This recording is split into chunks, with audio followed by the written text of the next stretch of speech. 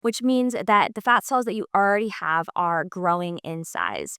And that's why one of the best ways to be able to help with fat loss is to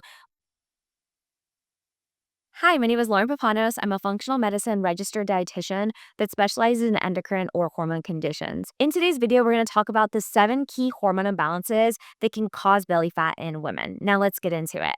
First and foremost, we want to look at, do you have chronically elevated cortisol levels? Now, cortisol is one of our stress hormones. And being that it is a stress hormone, it is a survival hormone. Our body is going to make it at the expense of other hormones, and it's going to do it anytime the body is in a heightened state of stress. Now, acute elevations of cortisol are nothing to worry about, but we're talking about more of these chronic elevations where your body is sensing that it needs to run from a tiger all day long. And the reason why this can cause an increase in belly fat is because when we release cortisol, it increases glucocorticoid production. An increase in glucocorticoids means an increase in blood sugar. And we actually have a large amount of glucocorticoid receptors on our visceral fat in our abdominal region. And so when there is this chronically elevated cortisol that's producing chronically elevated levels of glucocorticoids that are then making lots of sugar, then we have more of that sugar to be able to bind to those receptors in that visceral or abdominal region. And this leads to that cortisol belly or that increase in belly fat in that abdominal or belly region. The second hormone imbalance is insulin. Chronically elevated levels of insulin can increase fat cell growth, which means that the fat cells that you already have are growing in size.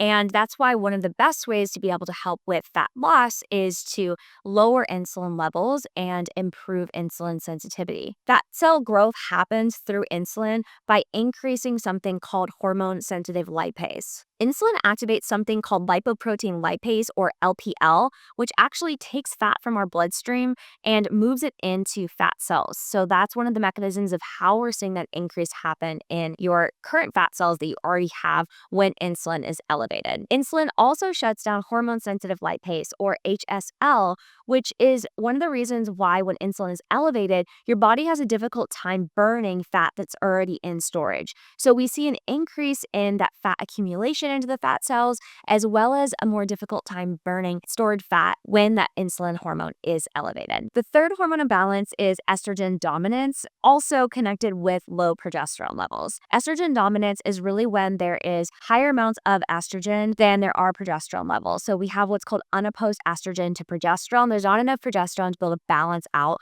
those estrogen levels. And this oftentimes happens during the perimenopausal to menopausal transition, but can also happen in younger years because of other types of hormone conditions or potentially GI related issues that are causing this elevation in estrogen recycling. When estrogen is dominant and there isn't adequate progesterone to balance it, it actually increases the ability of immature fat cells to be able to grow into mature fat cells. And that's one of the mechanisms of how estrogen increases fat cell growth.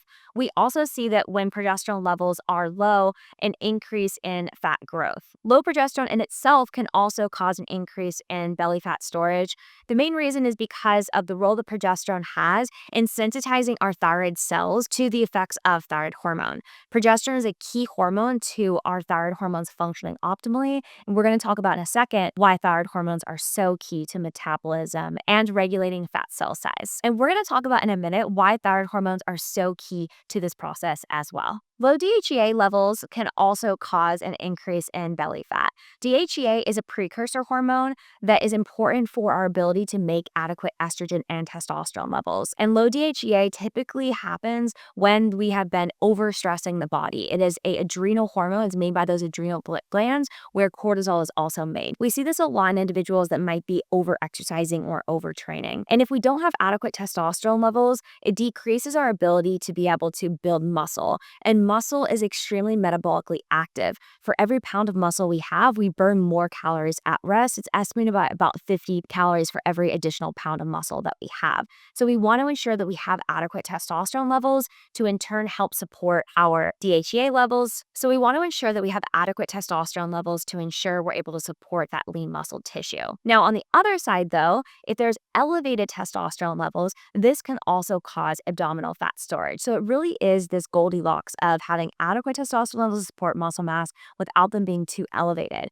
We see elevated total testosterone and free testosterone levels in women with conditions like polycystic ovary syndrome or PCOS. And when testosterone becomes elevated, this can also cause abdominal fat storage, as well as other symptoms like facial hair growth and acne. I mentioned earlier how important thyroid hormones are to the process of metabolism. And when there are low free T3 and free T4 levels, which are those free levels of those thyroid hormones, we're going to also see the process of fat metabolism be impacted. Thyroid hormones are key for being able to metabolize the food that we eat and burn it rather than storing it. So when there's low levels, not only are we going to see more storage of the food that we're eating happen, we're also going to typically see issues present with insulin resistance. So our body's going to have more difficulties with blood sugar control and that insulin hormone that can also lead to belly fat storage. And we can also see abnormalities occur with electrolyte balance. And because of this, we can see more issues with water retention. And so it may appear that you are more bloated in the abdominal region because of the increase in water retention that happens when thyroid hormone function is low. Leptin is the final hormone imbalance that can cause belly fat in women. Low leptin levels, as well as leptin resistance, really have a similar effect in how they impact this process. Think of leptin as our fuel gauge hormone. And when leptin levels are low or our body is resistant to it, our body thinks that it needs to continue to store energy rather than burn energy. And this generally is a protective mechanism so that if the body doesn't have enough fat reserves, our body knows that we need to take that food that we're eating and store it for energy. But situations like low leptin can occur if you've been calorically restricting for an extended period of time, or if there isn't adequate carbohydrate intake in the diet. We can also see leptin resistance occur generally alongside of insulin resistance, and leptin resistance is very similar to insulin resistance, where our body isn't making that hormone, we've got plenty of it, but the body isn't actually utilizing that hormone effectively. And so in that situation, the body still thinks that there isn't enough energy on board, and it's still going to store that energy that we consume for energy on our belly, which can cause that appearance of belly fat and can cause more accumulation of that visceral fat. If you love this video, you are going to love my hormonal inflammation lab decoder guide. I get into all of the optimal ranges that we're looking for with all of these key hormones. And if your labs don't come back in the optimal ranges, what it could mean about inflammation and how to address it. You can find the link to download in the notes below, and be sure to hit the bell to subscribe so that you're the first to know whenever I release a new video.